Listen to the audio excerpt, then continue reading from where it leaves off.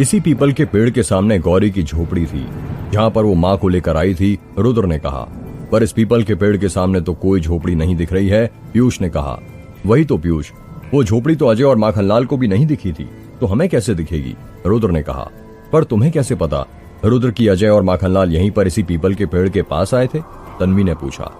मैंने तुम्हें बताया था ना कि ये सब मैंने सपने में देखा था। सपने में जो लोकेशन मैंने देखी थी वो पूरी ऐसी दिखती थी। क्या बात कर रहा है भाई, पीयूष ने हैरानी के साथ कहा। हाँ अरे ये देख, वो 6 नींबू के निशान अभी भी यहाँ पर बने हुए हैं, रुद्र ने पीपल के पेड़ के नीचे देखते हुए कहा। पीपल के पेड़ के नीचे 6 नींबू रखे रहने के निशान छुपे हुए थे। यार सही कह रहा है, और ये देख, ऐसा लग रहा है जैसे सबसे आगे बड़ा, फिर उससे छोटा और फिर आखिरी में सबसे छोटा नींबू रखा गया था। हाँ, और उस दिन माखनलाल पॉलिथीन में जो नींबू लाया था उसमें भी तो अलग अलग साइज के नींबू थे, रुद्र ने कहा। पर गौर से देखो, सबसे आखिरी में जहाँ पर सबसे छोटा नींबू रखा गया था उस जगह पर कुमकुम लगा हुआ है और वो जगह लाल हो रही है, तन्वी ने कुमकुम वाली जगह को हाथ लगाते हुए कहा। इसका क्या मतलब हो सकता है यार, पीयूष ने कहा। पता नहीं यार, मैं तो खुद हैरान हूं ये सब देखकर, रुद्र ने कहा। अर्जुन और समीर जिप्सी के पास पहुंच गए थे और रुद्र पीयूष और तन्वी का इंतजार कर रहे थे। कहाँ चले गए यार, ये लोग जब से इंतजार कर रहे हैं कहीं दिख ही नहीं रहे, समीर ने कहा। पता नहीं यार, बड़े अजीब हैं, इनसे हमारा इंतजार करना चाहिए था, तो ये लोग हमें इंतजार करवा रहे हैं, अर्जुन ने कहा। अरे अर्जुन देख वो रे, समीर ने अपने हाथ से इशारा करते हुए कहा। रुद्र, पीयूष, तन्वी और टाइगर जंगल के अंदर से निकलते हुए आ रहे थे। आने दे, अभी खबर लेता हूं मैं इनकी, अर्जुन ने कहा। जैसे ही रुद्र, तन्वी, पीयूष और टाइगर जिप्सी के पास पहुंचते हैं, अर्जुन गुस्से में कहता है, कहाँ चले गए थे तुम लोग, कब से हम तुम्हारा इंतजार कर रहे हैं। यार क्या बताऊं यार, ये टाइगर ना जंगल के अंदर चला गया था भौंकते भौंकते। इसके पीछे जब हम जंगल के अंदर गए तो मैंने तुझे बताया था ना, वो गौरी और नींबू के सपने के बारे में टाइगर हमें उसी जगह पर ले गया था, रुद्र ने कहा। क्या, अर्जुन और समीर दोनों ने एक साथ हैरानी से कहा। हाँ, और अभी ये क्या हुआ, छोड़ो, तुम दोनों ये बताओ, मेघ दरवाजे की चाबी मिली या नहीं तुम दोनों को, रुद्र ने कहा। मैं अंदाजा लगाऊं और वो कभी गलत निकल सकता है क्या, मिल गई है चाबी, अर्जुन ने कहा। वेरी गुड, तो अब देर किस बात की, बैठो जिप्सी के अंदर और चलो मेघ के दरवाजे, रुद्र ने कहा। सब लोग जिप्सी के अंदर बैठ जाते हैं। रुद्र जैसे जिप्सी चालू करता है, पीयूष कहता है, रुद्र एक बात बता, मेघ के तो 2 दरवाजे होते हैं, तो जाहिर सी बात है 2 चाबियां भी होंगी, तुम्हारे पास कौन से दरवाजे की चाबी है और हम पहले कौन से दरवाजे के पास जाएंगे। यार ये तो मैंने सोचा ही नहीं, रुद्र ने कहा। हो सकता है कि दोनों दरवाजे की चाबी एक ही हो, समीर ने कहा। नहीं, ऐसा नहीं हो सकता, ये एक विशेष प्रकार की चाबी है। पुराने जमाने में ऐसी चाबी किसी प्रेत आत्मा चुड़ैलों को कैद करने के लिए बनाई जाती थी। हमारे पास जो चाबी है उसमें चंद्र ग्रहण हो रहा है। मेघ का जो प्रारंभिक दरवाजा है उसका मुंह पूर्व दिशा की ओर है और मेघ का जो अंतिम दरवाजा है उसका मुंह पश्चिम दिशा की ओर है, अर्जुन ने कहा। भाई तू ये क्या दरवाजे का मुंह पूर्व दिशा पश्चिम दिशा की ओर लाकर रखा है, साफ साफ कहेगा कहना क्या चाहता है, पीयूष ने कहा। मतलब ये कि सूर्य पूर्व दिशा में उगता है और पश्चिम दिशा में अस्त होता है। हमारे पास जो चाबी है उसमें चंद्र ग्रहण हो रहा है, तो ये चाबी जिस दिशा में सूर्य होता है उस दिशा की है, अर्जुन ने कहा। मतलब ये चाबी मेघ के दूसरे दरवाजे की है, जो दरवाजा बलमाटोला गांव की सीमा पर है, तन्वी ने कहा। हाँ सही समझो, तो चलो फिर बलमाटोला गांव, समीर ने कहा। कुछ देर बाद सब लोग मेघ गांव की अंतिम सीमा पर बने दरवाजे के पास पहुंच जाते हैं। एक एक करके सभी लोग नीचे उतरते हैं। जैसे ही टाइगर नीचे उतरता है वो जोर से भौंकना शुरू कर देता है, भौं भौं भौं भौं।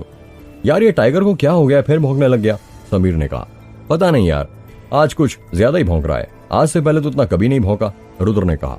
अर्जुन दरवाजे के पास जाता है और दरवाजे के ऊपर लगे रक्षा कवच, माता रानी की चुनर और ताबीज हटाने लगता है। जैसे वो ये सब हटाता है, तेज बादल गरजने लगते हैं और रुद्र अपने मन में सोचने लगता है, ये तो वैसा ही हो रहा है जैसे मैंने अपने सपने में देखा था, बस मेरी जगह अर्जुन है और मेरे साथ यहाँ पर मेरे दोस्त हैं, कहीं न कुछ हो ना जाए। अर्जुन अपनी जेब में से चाबी निकालता है। उस चाबी को देखकर पीयूष कहता है, यार जरा दिखाना है, चाबी तो सोने की तरह चमक रही है। मोटे, चमकेगी कैसे नहीं, 24 कैरेट गोल्ड की जो है, अर्जुन ने चाबी पीयूष को देते हुए कहा। यार ये तो बहुत अच्छी लग रही है, पर एक बात समझ नहीं आई, इस पर ये सूरज और चांद क्यों बने, इसका क्या मतलब हुआ, समीर ने कहा। जैसे कि तुझे चाबी के ऊपर दिख रहा है, अभी इस पर चंद्र ग्रहण हो रहा है, अर्जुन ने कहा। चंद्र ग्रहण मतलब, पीयूष ने कहा। मोटे तुझे ये नहीं पता कि चंद्र ग्रहण किसे कहते हैं, अर्जुन ने हैरानी के साथ कहा। यार ये इंजीनियरिंग के एग्जाम में थोड़ी ना आने वाला है जो मैं इसे रट लेता, पीयूष ने कहा। चंद्र ग्रहण समझने से पहले तुझे ग्रहण क्या होता है ये समझाना पड़ेगा। देख, जब कोई पिंड, 2 मिनट, अब ये पिंड क्या होता है यार, पीयूष ने अर्जुन को बीच में टोकते हुए कहा। मूर्ख कहीं के, तुझे ये भी नहीं पता कि पिंड किसे कहते हैं। पिंड तुम किसी भी बड़े पत्थर को कह सकते हो जो कि अंतरिक्ष में घूमती है, जैसे ग्रह, उपग्रह, क्षुद्र ग्रह, उल्का पिंड इत्यादि। और गौर से सुन, ग्रहण 2 प्रकार के होते हैं, पहला सूर्य ग्रहण, दूसरा चंद्र ग्रहण। चंद्र ग्रहण एक खगोलीय घटना है, जब सूर्य, पृथ्वी और चंद्रमा एक सीधी रेखा में संरेखित होते हैं तो हम पृथ्वी की स्थिति के आधार पर सूर्य ग्रहण या चंद्र ग्रहण देखते हैं। चंद्र ग्रहण उस वक्त लगता है जब पूरा चांद निकला हुआ हो और पृथ्वी सूर्य और चंद्रमा के बीच आ जाए। इस तरह सूर्य का प्रकाश चंद्रमा तक नहीं पहुंच पाता। ये तभी होता है जब पृथ्वी, सूर्य और चंद्रमा दोनों के बीच आ जाए। चंद्र ग्रहण 3 प्रकार के होते हैं, पूर्ण, आंशिक और उपछाया। अच्छा, और फिर सूर्य ग्रहण कैसे होता है? तन्वी ने कहा। सूर्य ग्रहण भी एक खगोलीय घटना है। चांद के पृथ्वी और सूर्य के बीच आने के कारण सूर्य ग्रहण होता है। इस दौरान चांद की छाया धरती पर पड़ती है और जिस जगह पर यह छाया पड़ती है वहां आंशिक रूप से अंधेरा हो जाता है। ऐसे में सूर्य को नग्न आंखों से नहीं देखना चाहिए। चंद्र ग्रहण की तरह सूर्य ग्रहण भी 3 तरह के होते हैं, पूर्ण, आंशिक और उपछाया। हमारे इंडिया में यह सूर्य ग्रहण और चंद्र ग्रहण को लेकर अलग अलग मान्यताएं हैं। वैज्ञानिकों के अनुसार यह अच्छा है, पर शास्त्रों के अनुसार यह अशुभ है, क्योंकि इसके पीछे एक पौराणिक कथा है। कैसी पौराणिक कथा? समीर ने पूछा। ये पौराणिक कथा हमें मत्स्य पुराण में मिलती है। इस कथा के अनुसार समुद्र मंथन के वक्त जब देवों और दानवों के बीच अमृत पान के लिए विवाद हुआ तो इसको सुलझाने के लिए मोहिनी एकादशी के दिन भगवान विष्णु ने मोहिनी रूप धारण कर लिया। भगवान विष्णु ने देवताओं और असुरों को अलग अलग बैठा दिया, लेकिन स्वरभानु नामक राक्षस रूप बदलकर सूर्य और चंद्रमा के मध्य जाकर बैठ गया। सूर्य और चंद्रमा ने स्वरभानु को पहचान लिया और उसकी जानकारी उन्होंने भगवान विष्णु को दे दी। फिर क्या हुआ? पीयूष ने उत्साहित होते हुए पूछा। फिर उसके बाद भगवान विष्णु ने अपने सुदर्शन चक्र से स्वरभानु का सिर उसके धड़ से अलग कर दिया, लेकिन स्वरभानु ने अमृत पान कर लिया था, जिसके कारण उसकी मृत्यु नहीं हुई और उसके सिर वाला भाग राहु और धड़ वाला भाग केतु के नाम से जाना गया। कथा के अनुसार स्वरभानु के शरीर के हिस्से राहु और केतु अलग होते ही चंद्रमा और सूर्य को मारने के लिए दौड़ने लगे, लेकिन भगवान विष्णु भगवान ने ऐसा नहीं होने दिया। उस दिन से माना जाता है कि जब भी सूर्य और चंद्रमा निकट आते हैं तब उन्हें ग्रहण लग जाता है। ये कहानी मैंने भी सुनी है, तन्वी ने कहा। यार, यदि ये तुम्हारा सूर्य ग्रहण और चंद्र ग्रहण खत्म हो गया हो तो क्या अब हम दरवाजा खोल सकते हैं? रुद्र ने गुस्से में कहा। हाँ, खोल ही रहा हूं, वो तो पीयूष ने पूछ लिया था इसलिए बता रहा था।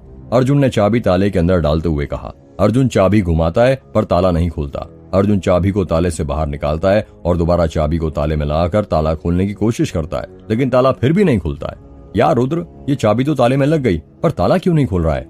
अर्जुन ने कहा। क्या ताला नहीं खुल रहा? रुद्र अपने सपने के बारे में याद करते हुए कहता है। यार याद आया, सपने में मैंने इस चाबी को 3 बार घुमाया था, तू भी 3 बार घुमा, शायद फिर खुल जाए। अर्जुन 3 बार चाबी घुमाता है, ताला खुलने की आवाज आती है, टक, और वो ताला खुल जाता है। जैसे ही ताला खुलता है बिजली चमकने लगती है। यार अभी तक पूरा वैसा ही हुआ जैसा मैंने सपने में देखा था। अब देखना, जब हम अंदर कदम रखेंगे तो बारिश होने लगेगी, रुद्र ने कहा। ये क्या बोल रहा है रुद्र तू? समीर ने कहा। नहीं भाई, मैं सच बोल रहा हूँ। अच्छा, तो ये ले रख दिया मेघगांव के अंदर कदम। समीर ने मेघगांव के अंदर कदम रखते हुए कहा। समीर जैसे ही मेघगांव के अंदर कदम रखता है जोर से हवाएं चलने लगती हैं और बादल गरजने लगते हैं, लेकिन बारिश नहीं होती है। बारिश नहीं होने पर समीर हंसने लगता है और हंसते हुए कहता है, लो हो गई बारिश, अब तुम लोग अंदर भी आओगे या बाहर ही खड़े रहोगे? हाँ आते हैं, पीयूष ने मेघगांव के अंदर घुसते हुए कहा। सब लोग मेघगांव के अंदर जाते हैं पर टाइगर अभी भी मेघगांव की दहलीज के बाहर ही खड़ा हुआ था। टाइगर अंदर आओ, कम ऑन जल्दी करो, रुद्र ने कहा, पर टाइगर अभी भी बाहर ही खड़ा हुआ था। रुद्र मेघगांव के बाहर जाता है और टाइगर को पकड़कर मेघगांव के अंदर लाता है। टाइगर भौंकते भौंकते मेघगांव के अंदर घुसता है। रुद्र और उसके दोस्त लोग मेघगांव के अंदर घुस गए थे। गांव के अंदर बहुत अंधेरा था। वो सभी लोग अपने अपने मोबाइल के टॉर्च ऑन कर लेते हैं और आगे बढ़ने लगते हैं। मोबाइल के टॉर्च की रोशनी में उन्हें ज्यादा कुछ दिखाई नहीं दे रहा था। यार गाइड से गांव तो पूरा बर्बाद हो गया है, देखो सब मकान टूटे पड़े, किसी की छत टूटी पड़ी है तो किसी की दीवार, तन्वी ने कहा। हाँ यार, पर यदि 18 साल तक गांव बंद रहेगा तो ये हालत नहीं होगी तो क्या होगा? अर्जुन ने कहा। जमीन पूरी बंजर हो गई है, देखो आसपास के सारे पेड़ पौधे सूख गए हैं, समीर ने कहा। जमीन बंजर नहीं हुई है समीर, ये श्राप है, शायद उस औरत का जो मेघगांव को लगा होगा। याद है उस औरत को इस गांव में जो बरगद का पेड़ था उसे बांधकर जलाया गया था। राम काका ने बताया था कि वो बरगद का पेड़ देवताओं का था जो एक फकीर ने आकर लगाया था जब गांव में सूखा पड़ गया था। हो सकता है उस बरगद के पेड़ के जलने के कारण ही गांव के सारे पेड़ पौधे सूख गए हो और गांव बंजर हो गया हो, अर्जुन ने कहा। अर्जुन तू बिना पता नहीं कहां से कैसे कैसे कॉन्सेप्ट जोड़ता है, समीर ने कहा। यार वो देखो कुआं, पीयूष ने अपने हाथ से कुएं की तरफ इशारा करते हुए कहा। रुद्र अपने सपने के बारे में याद करता है और कहता है, यार पीयूष रुक जा, उसके पास मत जा। सपने में मैंने उस कुएं में एक काला साया देखा था, वो मायावी कुआं है। यार तू और तेरा सपना, आज तक मैंने सिर्फ फिल्मों में और मोबाइल में कुआं देखा है, आज अपनी जिंदगी में पहली बार हकीकत में कुआं देखने जा रहा हूँ। शहरों में कहाँ कुएं देखने को मिलते हैं, नल खोलो पानी अपने आप आ जाता है, पीयूष ने कुएं के पास जाते हुए कहा। सही कहा मोटे, यदि शहर में कुएं हैंडपंप लगे होते तो जिम जाने की जरूरत नहीं पड़ती। और तेरी ये तोंद भी नहीं निकलती, समीर ने भी कुएं के पास जाते हुए कहा। पीयूष और समीर जब कुएं के पास पहुंचते हैं और कुएं के अंदर झांक कर देखते हैं तो दोनों चुप हो जाते हैं। क्या हुआ, तुम दोनों चुप क्यों हो गए? मैंने कहा था ना, कुएं के अंदर काला साया है। रुद्र ने कहा। काले साये का तो पता नहीं, पर हाँ अंदर कचरा बहुत है यार, ये पूरा सूख गया है। पीयूष ने कहा। क्या? रुद्र ने हैरानी के साथ कहा। हाँ यार, कितनी उम्मीदों के साथ इस कुएं के पास आए थे, सारा वक्त बर्बाद हो गया। चलो आगे चलते हैं, समीर ने कहा। सभी लोग आगे बढ़ने लगते हैं। समीर और पीयूष कुएं से 2-3 कदम ही आगे चले थे कि तभी दोनों को पानी के अंदर पत्थर गिरने की आवाज आती है। टप। वो आवाज सुनकर दोनों सोचने लगते हैं कि कुएं के अंदर तो पानी नहीं है, फिर ये आवाज कैसे आ सकती है? यार समीर, तूने कोई पत्थर पानी में गिरने की आवाज सुनी? पीयूष ने हैरानी के साथ कहा। हाँ यार सुनी। वो दोनों झट से एक साथ कुएं के अंदर झांक कर देखते हैं। कुएं के अंदर अचानक कहीं से पानी आ गया था। दोनों को अपनी आंखों पर यकीन नहीं हो रहा था। पीयूष और समीर को कुएं के पास ही खड़ा देख अर्जुन कहता है, अब तुम दोनों वहीं पर खड़े रहोगे या आगे भी आओगे? पीयूष डरते हुए कहता है, यार अर्जुन, कुएं के अंदर अचानक कहीं से पानी आ गया है। क्या? अर्जुन, रुद्र और तन्वी ने एक साथ कहा। तन्वी कुएं के पास जाती है और कुएं के अंदर झांक कर देखती है। थोड़ी देर बाद कहती है, कहाँ दिख रहा है तुम दोनों को पानी? यहाँ पूरा सूखा हुआ तो है। क्या बात कर रही हो? अभी हम दोनों ने अपनी आंखों के सामने वो पानी देखा था। पीयूष ने कुएं के अंदर झांकते हुए कहा। अब पीयूष को भी कुएं में पानी नजर नहीं आता। पानी कहाँ चला गया? हम सच बोल रहे हैं, हमने अभी यहाँ पर पानी देखा था, समीर ने कुएं के अंदर देखते हुए कहा। अर्जुन कुएं के पास जाता है और आसपास देखने लगता है और थोड़ी देर बाद कहता है, ये देखो गाइस, कुएं के ऊपर सीमेंट पर साधु लिखा हुआ था। ये तो साधु लिखा हुआ है, इसका क्या मतलब? पीयूष ने कहा। याद है, यहाँ पर आते समय राम काका ने हमें एक कहानी सुनाई थी जिसमें मेघ गांव के सरपंच की कुएं में गिरने से मौत हो गई थी और जब उसकी लाश कुएं से बाहर निकाली गई थी तो कुएं के पास साधु लिखा हुआ था। आई थिंक ये वही कुआं है जहाँ पर मेघ गांव के सरपंच धनपत राय की मौत हुई थी, अर्जुन ने कहा। मतलब काका ने जो कहानी हमें सुनाई थी वो कहानी ना होकर हकीकत थी, समीर ने हैरानी के साथ कहा।